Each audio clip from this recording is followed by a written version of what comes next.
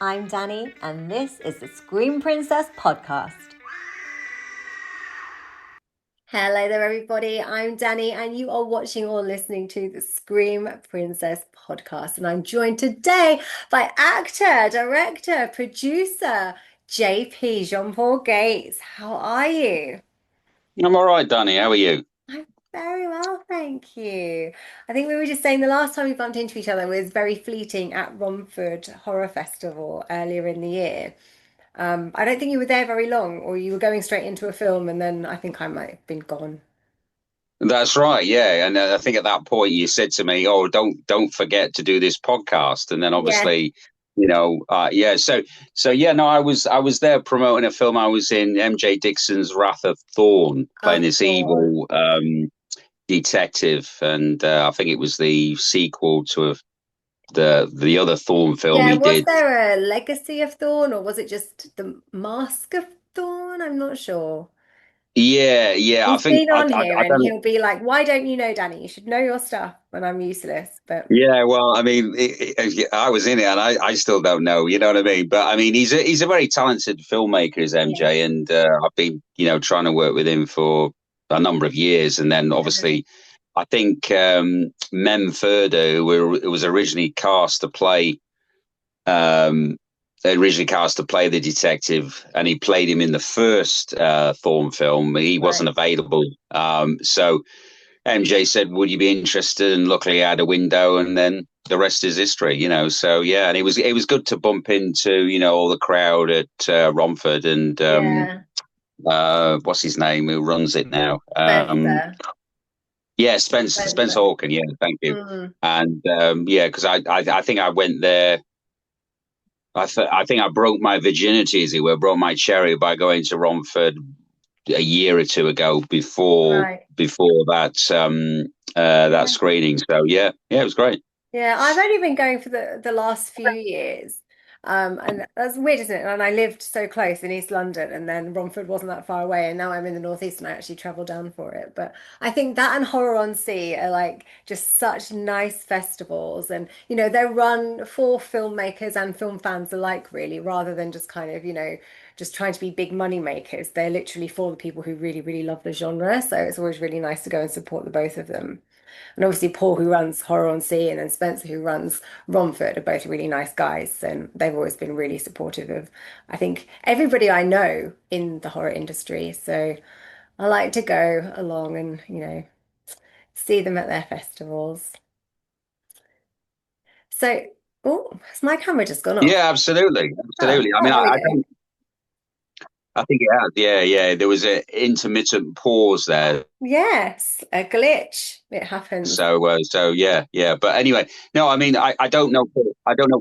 Yeah, glitch, darling. Yeah, yeah. So yeah. I mean, I don't know Paul that well. I mean, I've only been to Horon Sea, I think, once. Although like you, I've been in a number of films that have been screened down Mm. there. Not as many as you, but certainly. But no, I thought the vibe down the Horon Sea in Southend was great. You know what I mean? I Yeah. mean, the fact that it's near a beach, and it's although it's at the wrong time of year, being Yeah. January. It's not as though you're going to go out and sunbathe, you know what I mean? No, So, I always think it'd um, be fun if you could, go to the fair, but obviously the fair's closed at that time of year. But it'd be nice to like, watch a little bit of horror, go to the fair. However, I think it's to kind of bring a little bit of tourism to Southend in the winter when there, isn't any. So I can see why they do it when they do it. And I guess with yeah, horror, no, you want it to be cold and you want it to be dark and a bit dingy. Like kind of it fits, doesn't it?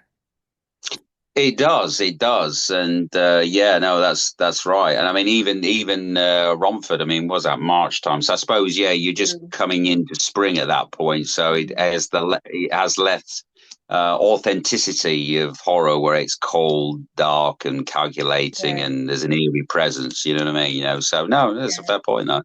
And I know then you always get the kind of the October, the Halloween stuff, but because there's so much going on at that time of year, you'd be competing with other, other things. So at least when they're kind of dotted about, they don't have any competition, so everyone's going to be there. And it's nice because everyone gets to meet up. I always think it's like a reunion at all of these things, like you know who you're going to see and who you're going to bump into at all of them. So Yeah, I mean, I've not really. I've not really attended the main horror film festival. I can't remember what it's called. Right. Was it Fright Fest? Yeah. Yeah, I've not really been a Right. because I think I've only been in maybe one or two films that have Mm. screened there, unfortunately. But that's something also that one needs to kind of like get involved in. But sometimes you don't have the time, or Yeah. when it's happening, unfortunately, I'm not available. Or, do you know what I Yeah, mean? that one's always It's over my birthday weekend, so I've usually got other plans. Like when I've had film screening, I have gone to see them, but yeah, usually there's something else going on.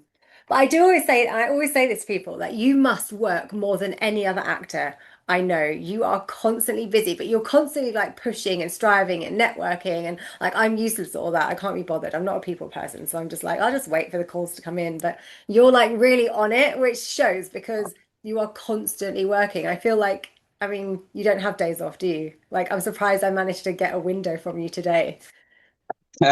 Well, I mean, I thank you for the compliment. Yeah, obviously, yes, I do get out there, and I do. I do love talking to people. Yeah. I always find that one of the reasons why I've done so many movies is, as you were saying, I'd like to think it's because I'm such a talented actor, but of course, it's there's a lot of other things. Well, it's both, isn't Um, it? There's like lots of factors into kind of why people get cast, but I think putting yourself out there and meeting people is kind of one of them. And I always think, 100%. when you're casting people, I find I like to cast people that I have worked with before, whether it's been in a, as a fellow actor or whatever, but you know that people, that person's going to turn up on set, they're going to know their lines, they're going to be able to take direction, they're going to do their job. So it's hard to like cast somebody, that you've never, you never worked with, and you're kind of then taking that chance on them. And it's like it's a big chance on an independent production, isn't it? So if you kind of know somebody first, you can kind of scope them out.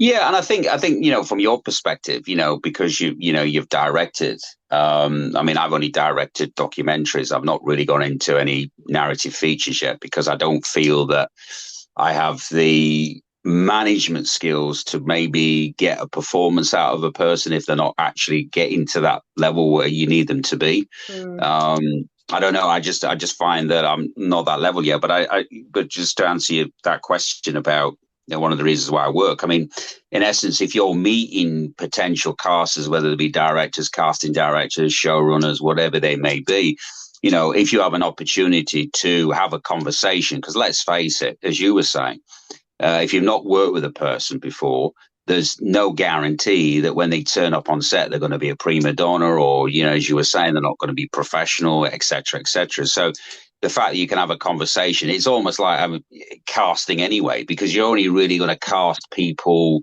within certain brackets. You know what I mean? So I think if you can have that relationship with them and that discussion beforehand, it makes more sense. And certainly when you're writing stuff, if maybe there's something that they're not appropriate for at that meeting, but Mm. subsequently you might think, oh yeah, I remember, Yeah, that person, that person has certain traits that I'd like yeah. to potentially work with it, maybe not at this time, but certainly in the future. Yeah, and that must happen to you as well. Like I love it when somebody comes to me and they say, "Oh, I wrote this with you in mind." So, and then when you read the script, the character description is you, and you're like, I mean, it's hard to say no, actually. That's also very sneaky. It's hard to say no to somebody if they say, "I've written this with you in mind." Isn't it? You're like, you have that bit of flattery that someone's written something for you and you're going to say yes to the role. But um, Yeah, yeah, it's nice. to be fair, I've never really had that luxury. Really, even though I meet a lot of people, they don't often say, "Oh, well, I've written." A couple of people have, Mm. a couple of directors that I've worked with on multiple occasions. Then yeah, but certainly I've never really, even though I've met people, they've never actually revealed that to me. Maybe they're just being. I don't know. Maybe. I mean, it must happen with you with like Chris's films because you're literally in all of them. Yeah, So he must have, he must have you in mind when he's writing some of those roles or whoever's I writing. think so. Chris is. I've established a very good relationship with Mm. him over the years that he's been, making films. He's a very he's a very smart producer. I mean, in my opinion, marketing genius because he's able to go out there and, pitch a project and able to get finance for it, Mm. So I think that's, something that, he really enjoys doing. And obviously in the horror genre, although he does have a predilection for crime dramas as well. But I mean, let's say of the 12 or 13 features he's Mm. done now, I mean, 10 of them have been, or seven, nine have been, of the horror genre, and three have been, crime dramas, Mm. So, although, he tends to cast me more in horror than he does in crime, you know what I mean? Yeah, Or I get bigger parts in horror than I do in crime, yeah. even though I've done my own fair share of gangster Yeah, movies, I did Essex. notice this, and I was looking through IMDb, and I think, I mean, in England, in the independent film industry, there are a lot of these like British gangster movies, and I'm sure like you've been in them, I've been in them. There's a lot of the gangster movies, and there's a lot of like independent horror, but those are two things that kind of a lot of it happens here. So yeah, it's hard to kind of be an actor and not have managed to have ended up in some of them. Absolutely, absolutely. I mean, it seems to be those two genres seems to be the staple diet of Yeah. the British independent film community. And I think I mean, let's face it. I mean, look at the just talking about social media now. I mean, I always remember when I first went on Twitter, now obviously called X, but Hmm. the amount of horror Twitter sites compared to just general Mm. film sites. I mean, it pales into insignificance. I mean, there's probably a million, millions of horror sites. You know what I mean? Whereas, you look at drama or comedy or even action, there's Hmm. very few in comparison. So I think that, for independent filmmakers, that allows them the opportunity to go, right, okay, well, I know this genre to a certain extent, makes money. So therefore, let's go down that, and get some eyeballs on the project. Well, that's it. And I think horror fans, because they love the genre so much, they are forgiving of people that maybe haven't had the budget to do any major effects. And, they forgive that people will work with the budget they have and, accept that that's what they've got on screen. So I think horror fans are very supportive of the genre. So they, like filmmakers and investors know that, they can make those movies easily enough. Indeed, indeed, and I think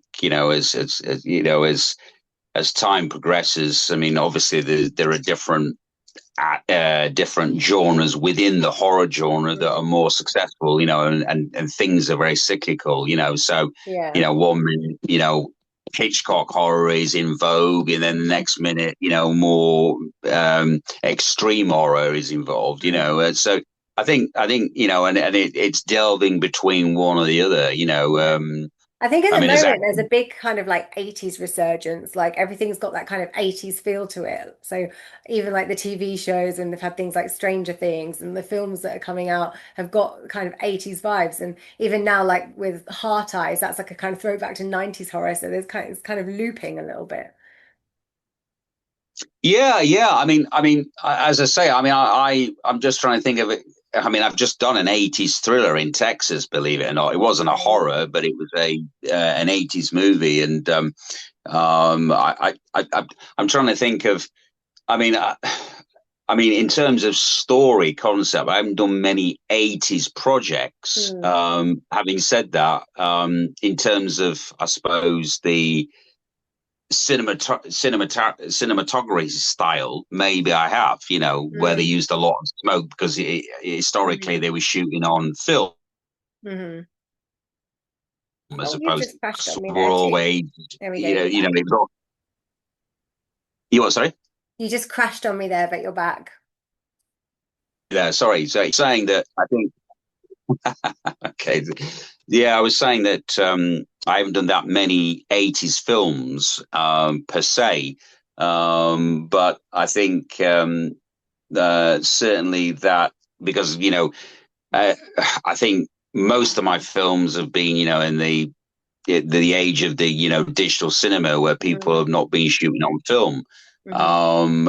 So, but arguably, what's better, film, celluloid, or video? If you've got if you've got the right kind of camera and lenses these days, you don't necessarily need the lighting package. You know what I mean? Yeah. It's. I mean, I'm not a cinematographer, so can't really comment. No, But certainly, when I've I have spoken to no clue the cinematographers, technical side of anything. And I think when I'm directing, I tend to work with a DOP who understands that about me. And I know when I talk to him and I say, well, I kind of want it to look a bit like this, and I want this, and he gets me. So it works. Like he's the one who knows all the technical stuff, and I just kind of know how to get my actors to do what I need and hopefully get them to deliver the lines as I need them to.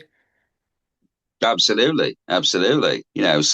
So I'm curious, Danny. Then, so I mean, I'm going to have to watch some of your directorial horror projects. So I Yeah. mean, I've tried to cast for one or two, by the way. Well, Wink, wink. Well, I want to do a feature. So the next thing for me is I'd like to direct a feature. So I'd done basically it was MJ. It was MJ in lockdown, and he put together a film called Horoscopes. And because obviously he was shielding with the family, he basically said, I want 12 people to direct a piece. And obviously, there's 12 signs of the zodiac. So he picked names out of the hats, gave us all a sign of the zodiac. And I was like, are you sure you want me to direct? I've never directed before. And I'd basically, there was a film I'd shot before, and there was one scene that needed reshooting. So I just directed that scene, but I didn't really have to direct anything. It was like, it was just two people talking. But he said, like, he liked how I did it. So he asked me, and I was like, okay, well, I hadn't really thought about directing, but being as you asked, like I'm up for the challenge. And then I came back for the second horoscopes and the third horoscope. So I've done three shorts now, which I have written and directed. And I was in them all for various degrees. Like the first one I was in quite a lot, the second two I was in a little bit less. Um, but yeah, I'd like to do a feature. So there's still a chance, JP. Okay, okay. And a question for you. I mean, in terms of acting and directing Yeah. simultaneously, I mean, how do you find that process? Because, I was saying to you that from my perspective, where I'm completely focused on playing a particular character, it's very difficult, I suppose, being objective of your own Yeah. performance when you're directing. Do you know what I mean? So Yeah. I was just asking you that question actually. How do you find that process? Well, I think because I've worked with DOPs that have also directed. So when I'm on screen, they can kind of take over, and I will already have had a chat with them about what I want and how I want to come across. Um, so if I'm on screen, they'll take over the directing for that piece, and then if I'm not on screen, then I will direct. So it kind of works, but you have to obviously have somebody that you've got a good working relationship with, and you've got the trust there, and that they really understand your style, and that no one's going to be stepping on anyone's toes. But I'm sure, have you worked with Kamal Yildirim? So I work with him, and he knows exactly what I want without me even really having to say very much at No, no, no. all. Okay, yeah. Well, he understands me, and but he's directed me and stuff before, or he's DOP'd on films that I've been in, so he understands my kind of acting style, understands just sort of understands my style of all the different things. So that's how it works. But it is difficult, and I think with a feature it'd be more difficult. And the feature that I've written, I originally was going to play one of the main roles, and now I wasn't going to direct. And now I'm thinking, well, if I do decide to direct, will I take a different role? And so that I can focus more time. So I mean, I've got to find the budget first, so it's a lot that I need to do before we get there. So I don't need to worry about Okay. that quite yet. But yeah, we'll see. Sounds good. Sounds good. Yeah. So yeah, I can't remember how many films we worked on together. I know we did Werewolf Cabal. I think it's three. Is it Werewolf Cabal, Demons at Dawn, and Big Cats? I think Big it's Cats. Yeah, yeah, yeah, it's yeah, yeah, yeah, three. yeah, yeah. And I think the Werewolf Cabal and Big Cats. We had more of a. Well, I Yeah, think we were acting on screen together, whereas we Demons did. at We didn't Dawn. have anything together in Demons at Dawn. I'm trying to think what I did do in it. Oh, I was a dominatrix in that one, in a little dungeon room. It was fun. I enjoyed myself. Yeah, absolutely, absolutely. Yeah, and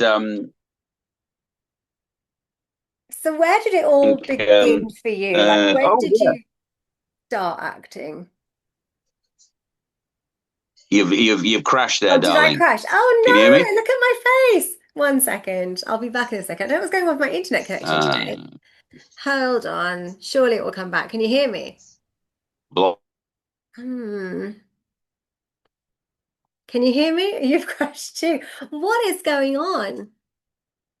Hmm. Okay, hang on. Ah, Ah, okay. hello. We're back.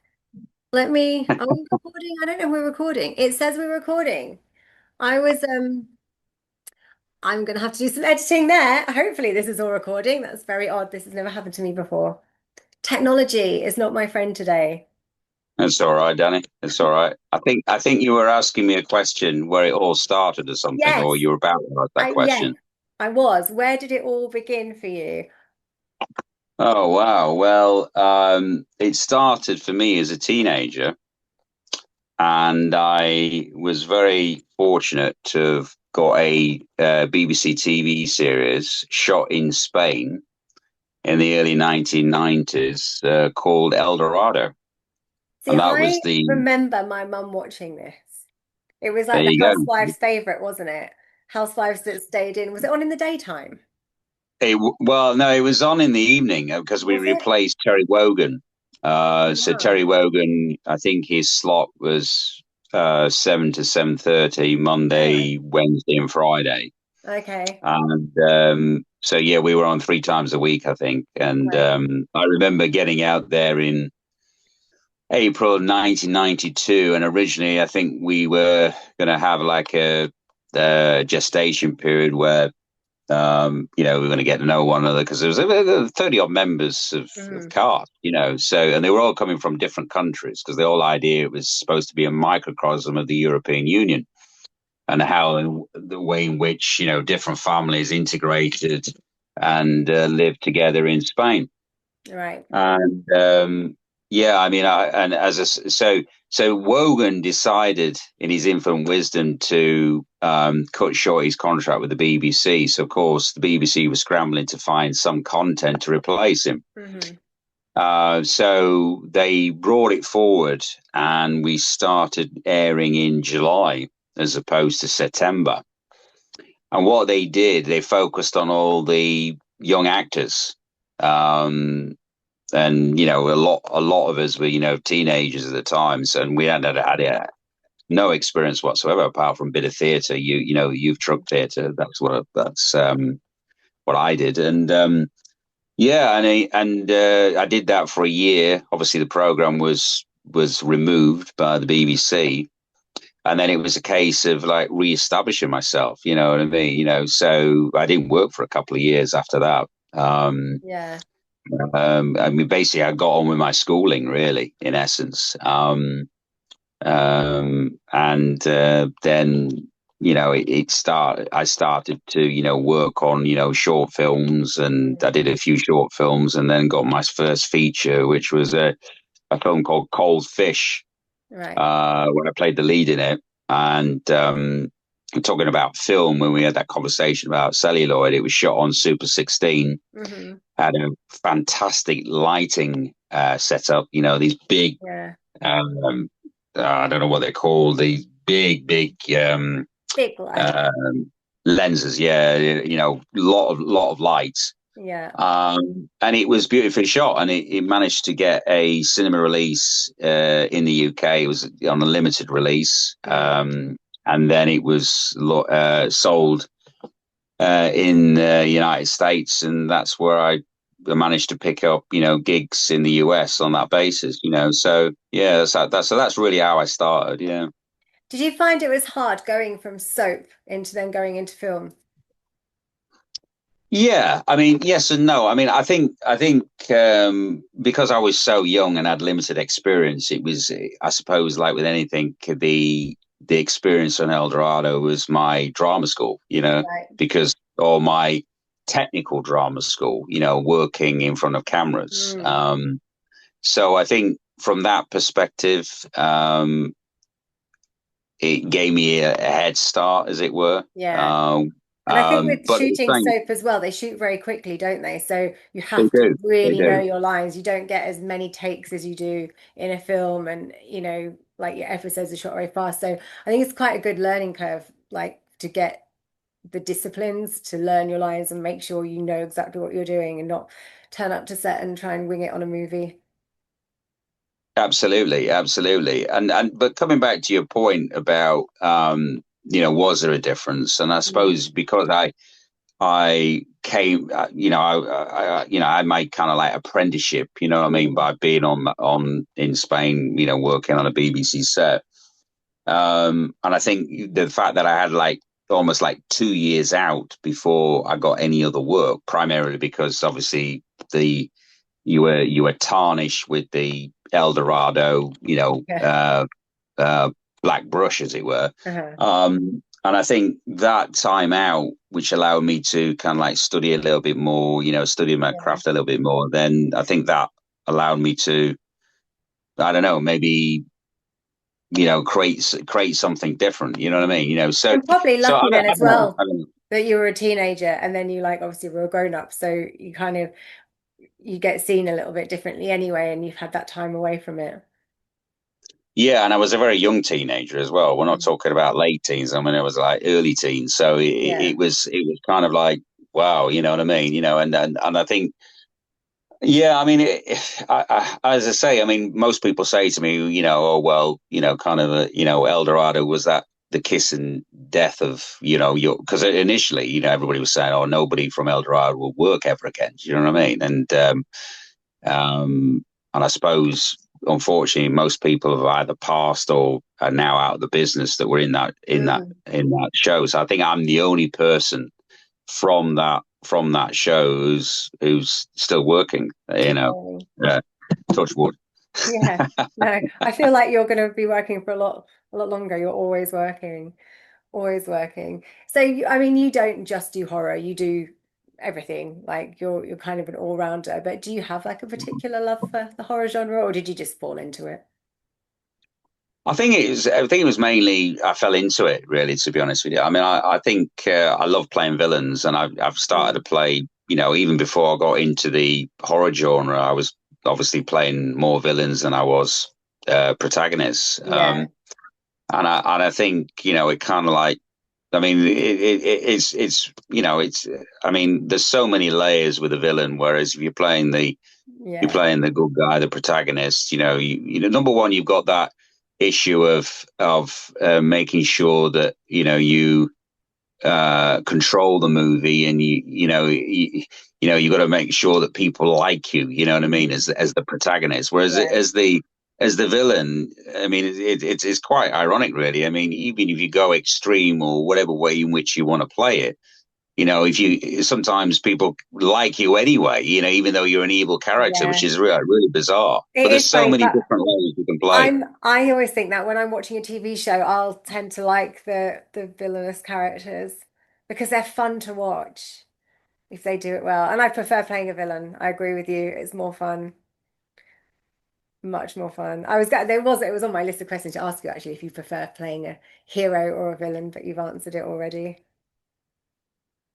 Yeah, I mean, as I say, I mean, I've played so many now, and sometimes it's difficult to like motivate yourself to bring something new Mm.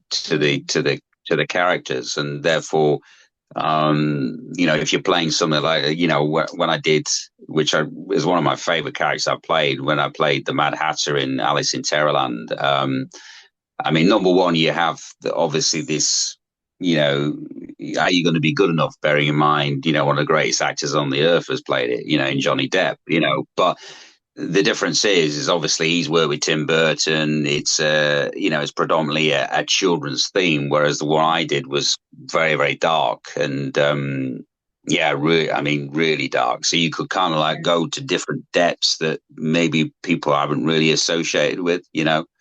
Um, and that Jekyll and Hyde persona Yeah. was something that really attracted me because, Yeah. I mean, old villains, don't get me wrong, they have that persona, but it doesn't necessarily manifest itself. Whereas with this character, it bloody well did, because I was flipping from one to the other, even in the space of like two sentences, you know what I mean? So it was Yeah. kind of like, I really enjoyed that character. Yeah. Did you feel a little bit like you were going around the bend playing it though on set when you're like, where am I now? 100%, 100%. And in fact, I was purposely pushing myself in either direction. So, for Yeah. example, obviously the character laughs a lot. I was eating as I was laughing. You know what I mean? So I Mm, didn't really care much attention as to what my appearance is going to be like. And it mm, was, and he was flipping, in anger and lightness. You know what I mean? mm. So I was completely, I always find that you always know when you do a good performance because you Yeah. can't do anything more. You're completely Yeah. exhausted physically and mentally. And that for me was the epitome of playing it, portraying a villain, in my opinion. Welcome back to the Scream Princess podcast. Welcome back to part two of this week's Scream Princess podcast, and hopefully we'll have no more gremlins in the mix in the second half. So we'll see. I was really panicking there that the footage won't have recorded because it disappeared completely from my screen at one point, and then when I re-logged back in, it was still recording. So I was like, fingers crossed this is going to work. I'm Now, not. obviously, the north-south divide exists, between the fact that you're up in the northeast and I'm down in London. So, you know what I mean? It's probably, some sort of communication issues or Yeah, I'm communication not the other problems side of the between. world. I feel like that's what people think. I moved to the Northeast, and I think we've got this very British like focus on stuff. So obviously, if you live in England, an hour's drive is a long way away. It's like, oh, they live miles away. Like when I was living in London, I was still only 2 hours from like my mum in Norfolk, and I still went home maybe twice a year because it's like it's so far away. It's 2 hours. Now I'm, 5 hours from London and 5 hours from Norfolk. But if you're in the States, like you've just been working in Texas, you know that, you can drive for 5 hours and you'll still be in the same bit of Texas. Do you know what I mean? Or you're still in Texas. Like you're not even, you're not in another state. So it's crazy. Like Americans will drive for hours to get to work every day, and it's completely normal. Whereas we've got a small country mentality. We have, and interestingly enough, I mean, I don't know if you know, but you can fit at least two of the United Kingdoms in terms of the landmass, into the landmass of Texas. I It's thought it was crazy. like five or something. Not quite as much as It's not quite five. I mean, five.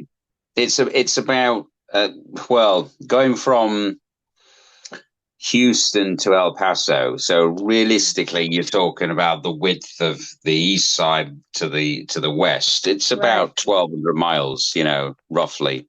Well, I've flown into Dallas before, and then I've had to Mhm. fly from Dallas to McAllen, and that was like about an hour on a plane.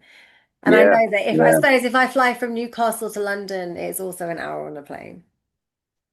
Yeah, but the difference is it's not 750, 800 miles. I mean, usually they travel around about what, about 600, 700 mile an hour, don't they, planes? So I suppose if you work on that basis, an hour is about 500, 600 miles. Yeah. But like with anything, a lot of the time is taking off and landing, isn't it? Particularly if Yeah. they, if it's a busy airport, you know what Yeah, I mean? So you might be sitting on the plane for a while before you're going anywhere. indeed, indeed. I've actually flown into London a few times because flying is actually cheaper than getting the train. And then I think, well, the train's 3 hours or so, but I also have to get from where I live to Newcastle, so that's like 40 minutes on the metro.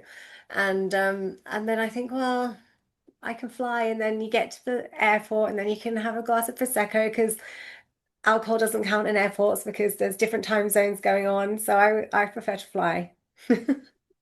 Yeah, no, listen. I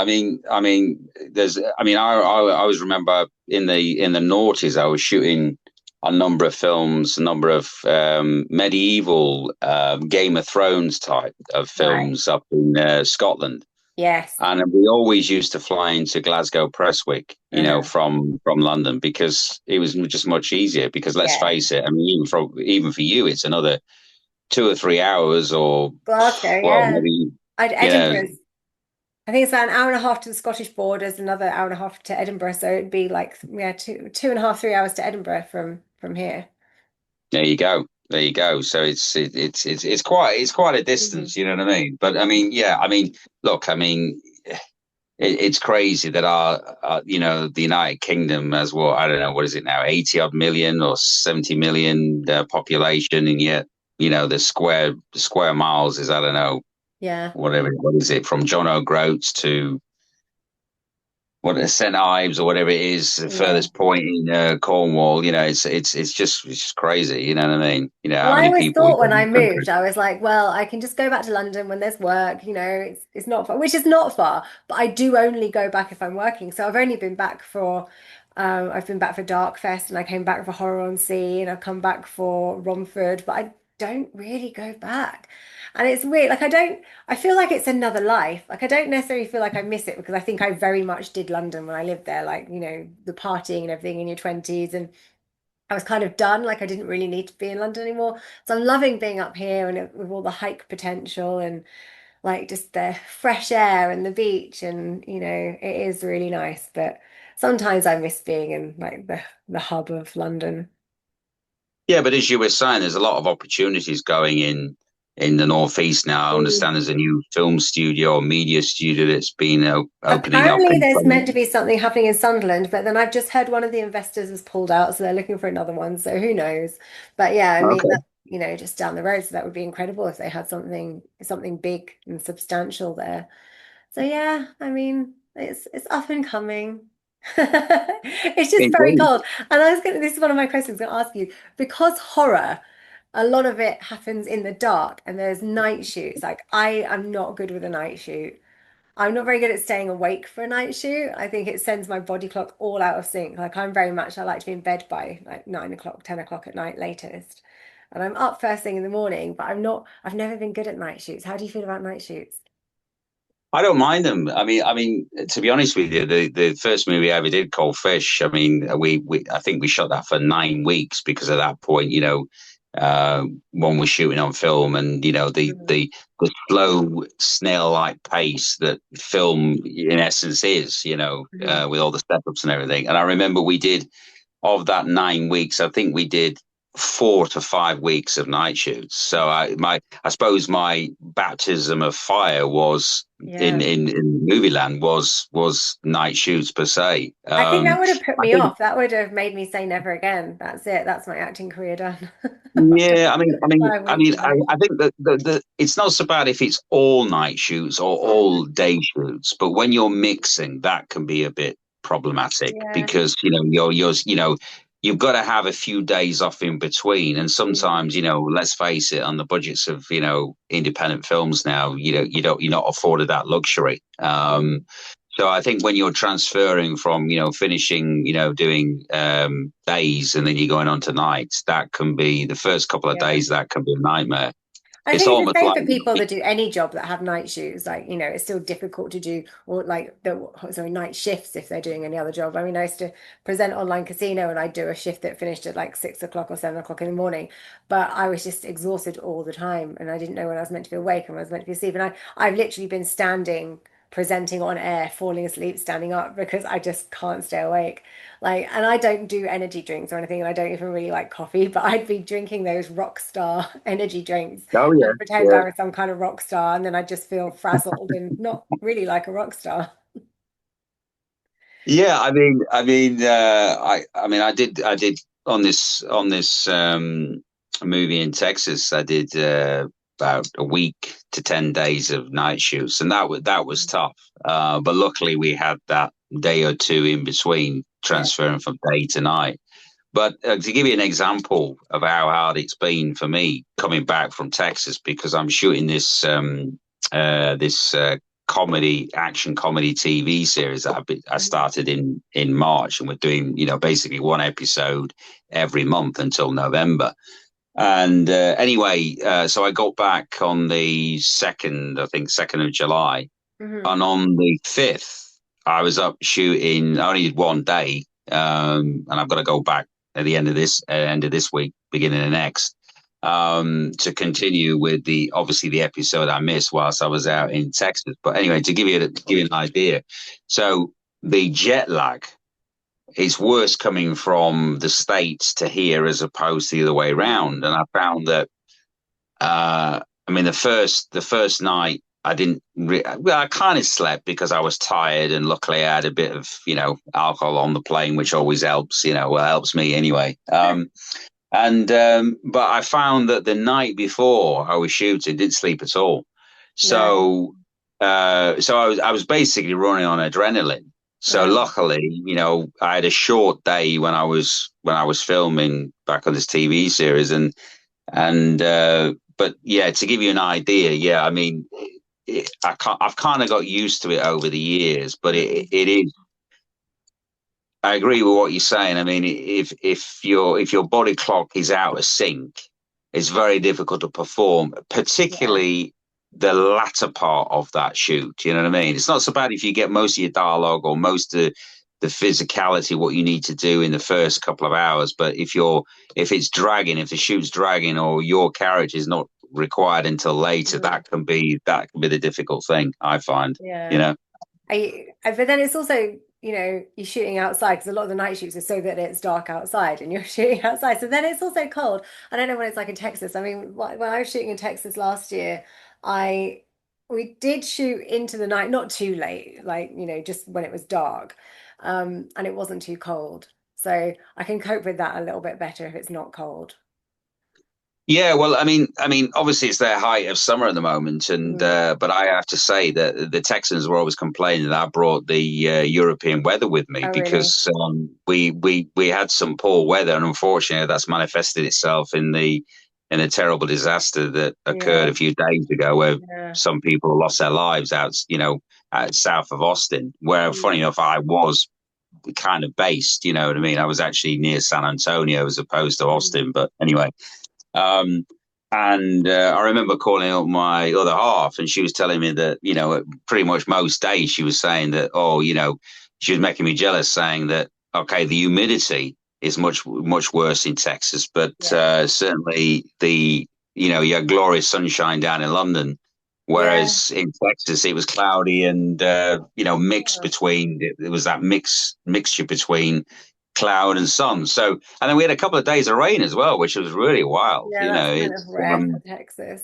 yeah, Yeah, well, in the Northeast, we haven't really had much summer yet. We've had a couple of days where it's been nice. And it's, of course, those couple of days are the days I'm busy and I can't actually enjoy it. So yesterday, I was mostly driving around in the car, but it was sunny. And then today is back to being grey. So who knows when our next summer day is going to be. I was hoping it's just going to be a bit of a late summer. I mean, I was up here for lockdown staying with a friend and we had barbecues every day and I was at the beach every day and I remember that just being a glorious summer, but I think it was lovely everywhere that summer. And I think just since then the northeast is cold. I know they always say it's colder up north and I should have thought about this before I moved, but you know. yeah. But as you were saying, Danny, I know that you like hiking a lot, and you go on walks and Mm, everything. And I think being in the north of Watford, let's say, yeah, yeah, there's just so much more to explore. And as you were saying, you haven't got the issues of pollution, which obviously there's a lot more of that in London. mm.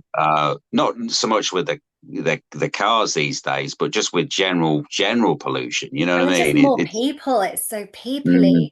Like I was at the Metro Centre yesterday and it was, you can walk around and no, there's no one to bump into. Whereas if you're going to Westfield in London, you're like a sardine, aren't you? And even the metro up here, if you have to jump on the train ever, it's quieter than the tube. It's just, I think, although I will say you get more Rajis on the metro up here. 'Cause I never really experienced any trouble on the tube. I always thought tube passengers were okay. And up here, you'll always have some dodgy people on the train. oh, really? Oh, Yeah. that's interesting. I Yeah, because didn't my know that. boyfriend's Yeah. always like, it must be so much scarier in London. I'm like, I would much rather walk around London at night than around the town centre here at night on my own. Yeah. Like, I don't go out in the town at night on my own. But I mean, Newcastle's probably okay. But yeah, I feel safer in London at night wandering around. I think the people are different. So different type of people. Yeah, no, I agree with you on that. Like anything, you go to any city or any town or Yeah. anything, there's always going to be an area of, undesirables. But as long as you kind of like avoid that, then you're Yeah, okay, that's it. It's exactly that. It's exactly that. So out of all of your films, so this is like one question, but it could have two answers. So it's like I was gonna say, what's your favorite film out of all of the films you've done, or what is your best experience on set? Because I know for me, like my favorite experience on set is not my favorite of the films as an outcome. So Okay. what's your favorite? What film are you most proud of? Like if you were to watch it, Oh, what are you most proud of? And then which one have you just had the most fun on? I don't know. That's a really tough question, really. I mean, I mean, they always say that sometimes the worst experiences end up being the best films, which is bizarre, really, isn't it? It's almost Hmm. as though you've got to be pushed to the limit in order to create a performance. But no, I mean, I don't know really. It's a real tough one because I mean, I suppose each decade I have different experiences as I'm Yeah. getting older, and you see things a little bit differently to what you did when you were younger. Um, I really couldn't answer that question, Danny. Really, to be honest with you, it's really really tough. I mean, yeah, I don't know really. I mean, they're all good in their own way. Even when you've thought to yourself, oh well, maybe that was an experience that I won't want to repeat, Yeah. and then you look at it in reflection. It's the same way, when we always say, oh well, sometimes when we get on set, we kind of um, we take all the negatives to heart when we're on set, yeah. And yet when we're not on set, we yearn to be on set. Do you know what I mean? And even take those negatives if those negatives do occur, right? So Yeah.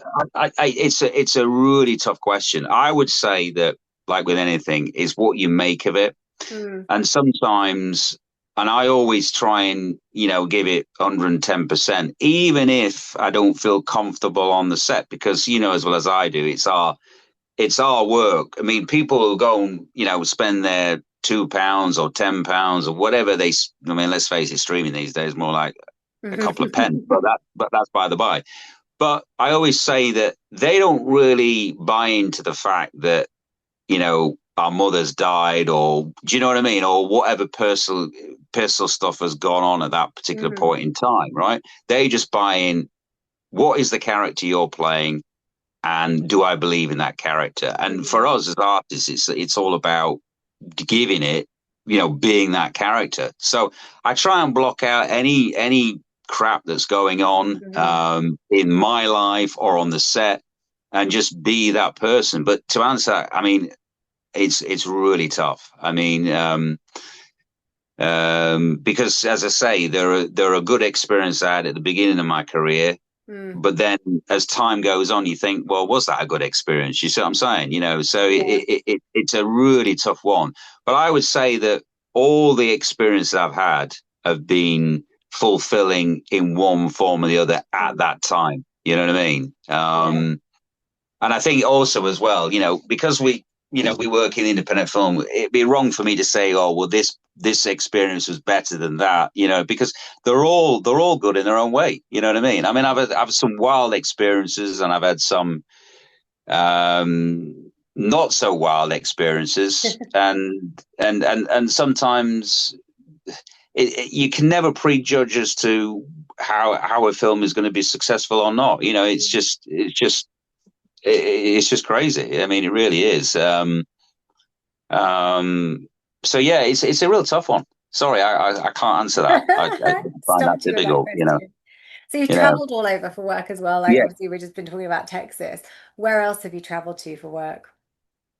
Well, I think as far as the states is concerned, I think I've worked in most states within the United States. So I've worked in Arkansas a couple of times. I've worked in Florida a few times. I've worked in New York.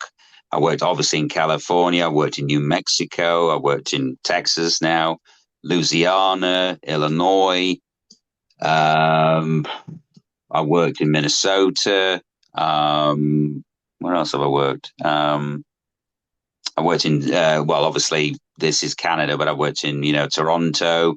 Mhm. Um, and then as far as Europe is concerned, in Eastern Europe, I mean, I've worked in most states within Eastern Europe. So I worked in Russia, I worked in Lithuania, I worked in Latvia, I worked in Hungary, I worked in Bulgaria.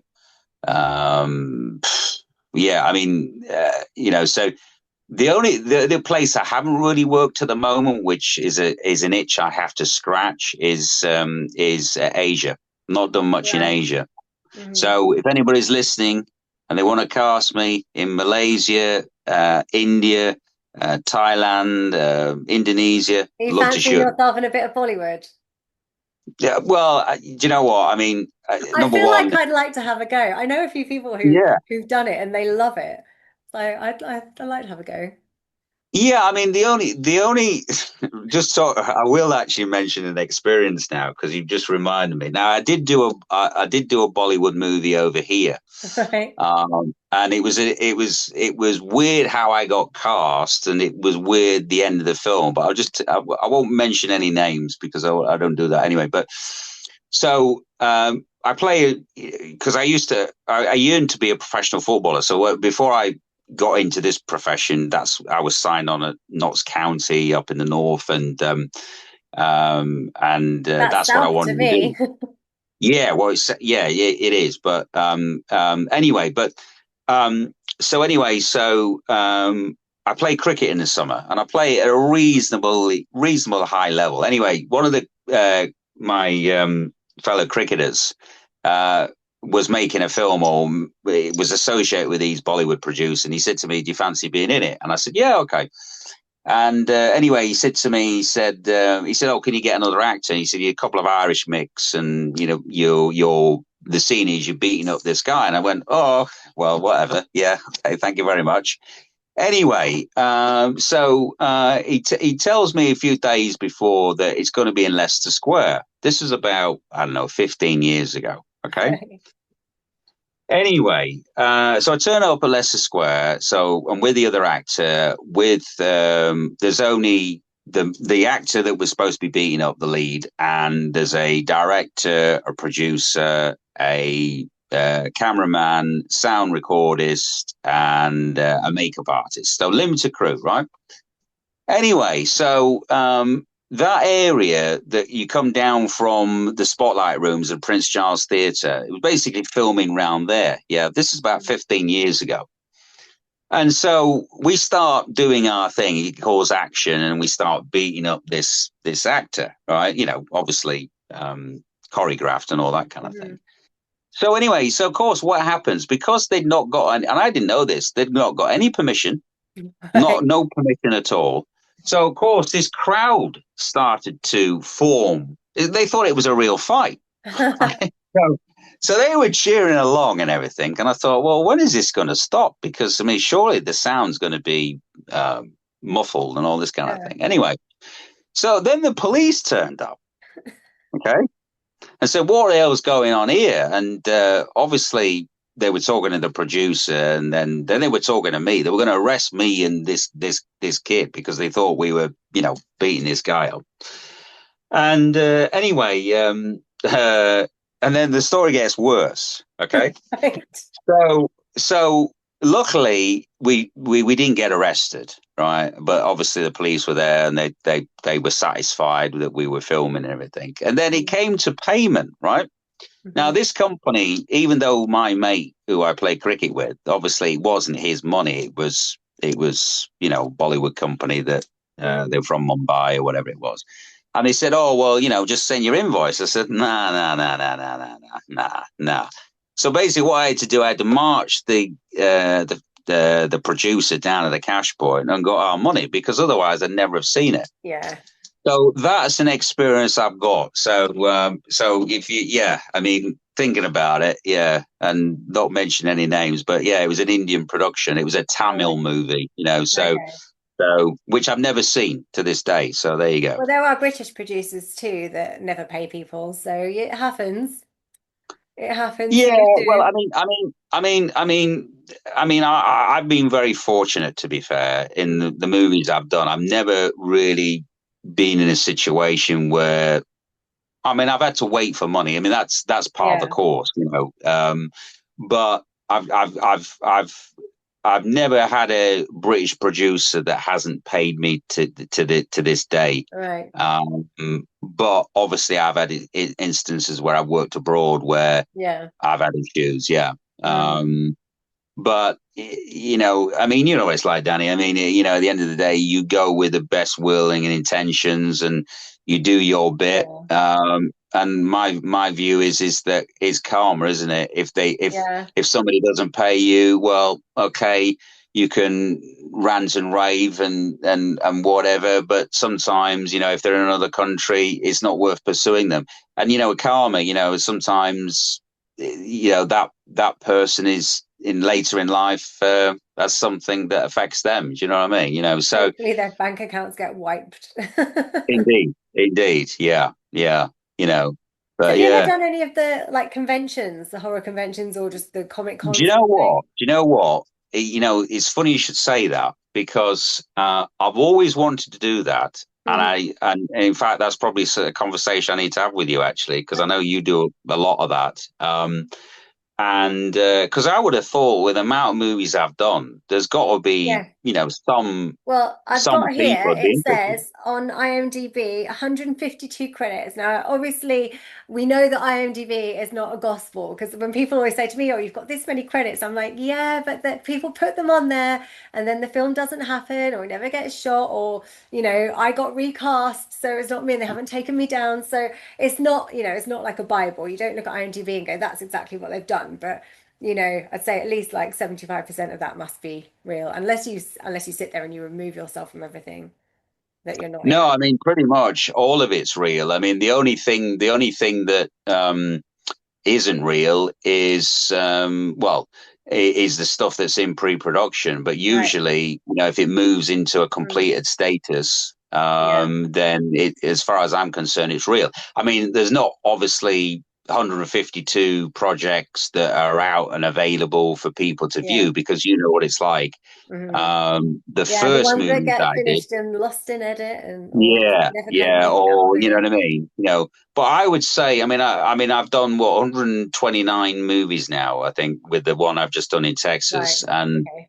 I would say at least 100 of them have found homes on Right. on Somewhere. platforms, whether it be Yeah. Amazon, Tubi, Plex in this country. You know what I mean? So they are available for people to watch. Yeah. And it's they can watch it as and when they want to. You know what And I that's mean? where it's at now, isn't it? 'Cause I was having this conversation with somebody about like DVDs and Blu-rays and now obviously if someone wants to buy something, they might buy like the digital. But what happens if, Apple one day goes down and all of the things you bought are gone? So I'm still a person that likes if it's a favorite film, then I will still buy it on some like on a Blu-ray and keep that hard copy. You But if know what? And that's and as a fellow artist, I really appreciate that because, as I say, most people these days, that's the problem with the digital age, is that everybody's streaming stuff and there's too much to choose from. yeah. And that's you kind of think yourself, well, and that's why the streamers are paying nothing to independent Yeah. filmmakers now Well, this is because it. there's And you just get too like much. 0.00001 per, I don't know, 100 views or something. It's ridiculous. That's right. So, Which the independent which is filmmakers are not ridiculous. making money. It's really difficult to kind of make it a business. And then you get these big budget films that give out, I don't know, mediocre films, but they're still making the money because people will go and see them at the box office. That's right. That's right. And I mean, yeah, I mean, and they don't need the money. That's the thing. I mean, No, the likes of Tom Cruise. I mean, he can finance these movies with his own money. He yeah. doesn't need.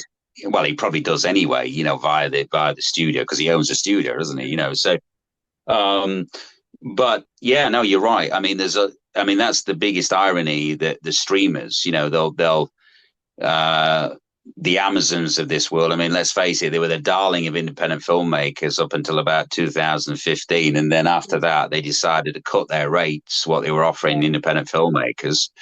And then now they're doing their own stuff with names, whether that be in Mm. front or behind the camera, which is, Mm. well, what's that about? I mean, at the end of the day, the independent filmmakers put them on the map, gave them Yeah. an entertainment ethos, and Hmm. then they basically just stab them in the back, which is Yeah. wrong, really. But you I know. think it's hard though on an evening when you're trying to pick a film and you've got Prime and you've got Netflix and you scroll and you scroll and you scroll and it's hard to know from, that poster image what's going to be good and what's not. So I'll end up scrolling and scrolling and scrolling and then I'll be like, you know what, I'm just going to read a book because I can't be bothered to scroll anymore. And I don't want to start something that I have to turn off 10 minutes in. I'll give a movie 10 minutes before I'm like, this isn't winning for me.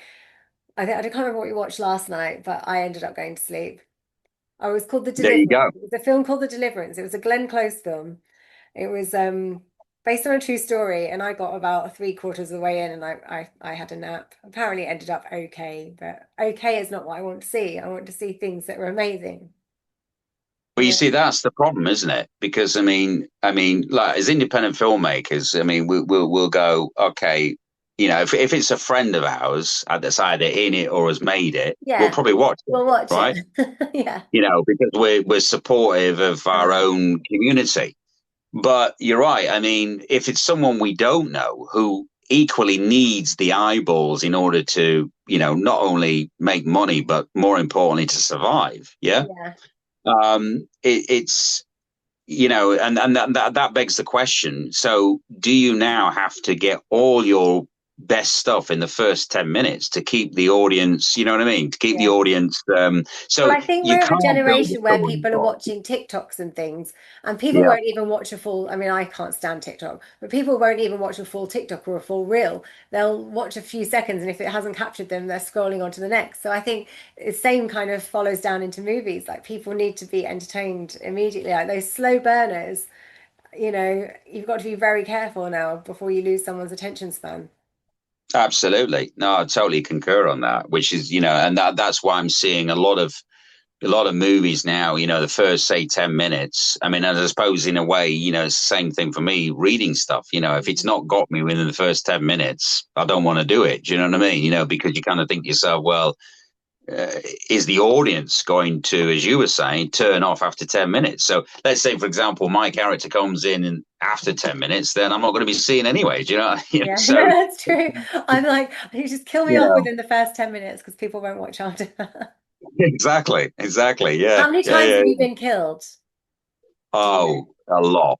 I A would lot. say I would say at least two-thirds. I'd say 60, 60, 70% of the movies I've been in, yeah, I've been Yeah. killed up. Yeah. What's been your most memorable death? Like, have you ever died for a really bizarre reason or, it's been Uh, particularly gruesome?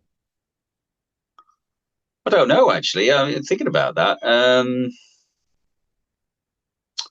Don't know how I've died. That's been um no, I think I was decapitated on one movie, but I can't remember what movie it was. Um That's quite a good one, though. Blood yeah, spurting from yeah. the neck and. I tell you what I am going to be doing, and I haven't shot this yet. I'm doing this. I'm playing this soldier with a. Well, I can't really say too much about it because it Yeah. hasn't been shot yet. But I know I'm going to be waterboarded a lot. I'm going to be tortured a lot Right. now. And I've said to well, anyway, Have you I said how are can't. you going to do it? And they're going to say, well, we just Yeah, have to do yeah. I it. mean, but I kind of said, well, just do it, You which have is a to. bit dangerous for me.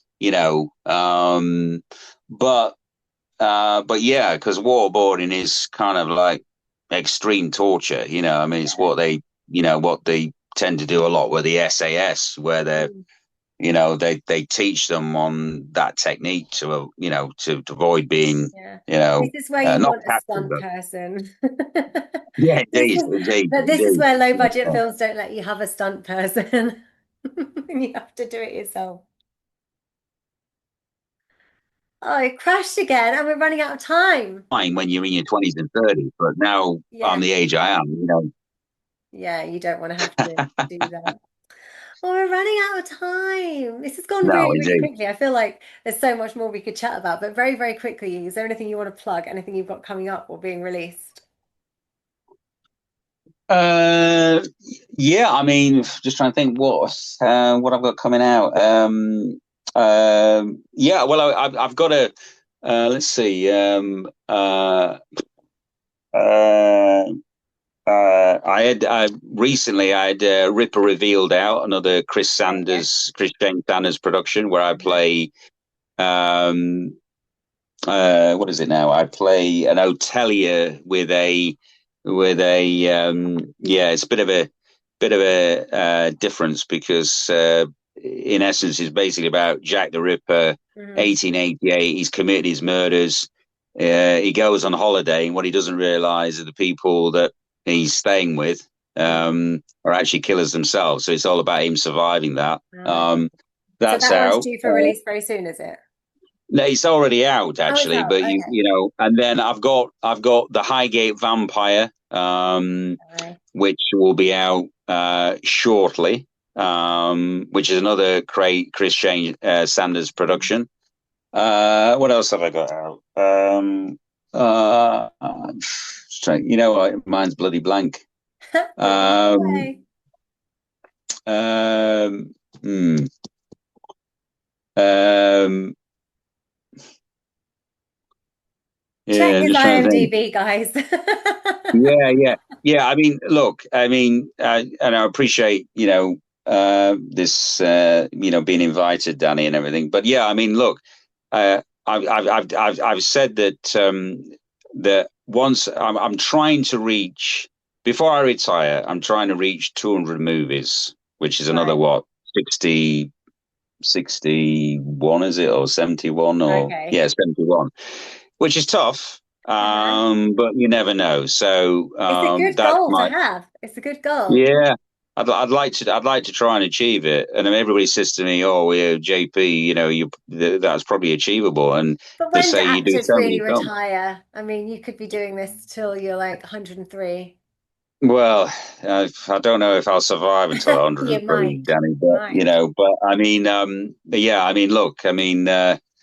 It'd be nice. I mean, if you're doing like 6 movies a year, that's what probably about another 11 years. Well, uh, I'll be, pushing well nearly 60 at that point. So I mean, it's yeah, it'll be tough, but I mean, there's always possibilities. So we'll see. Well, thank you You so never much for know. coming on the show. Thank you It's very been fun much. catching up and fun chatting. And hopefully I'll see you somewhere soon.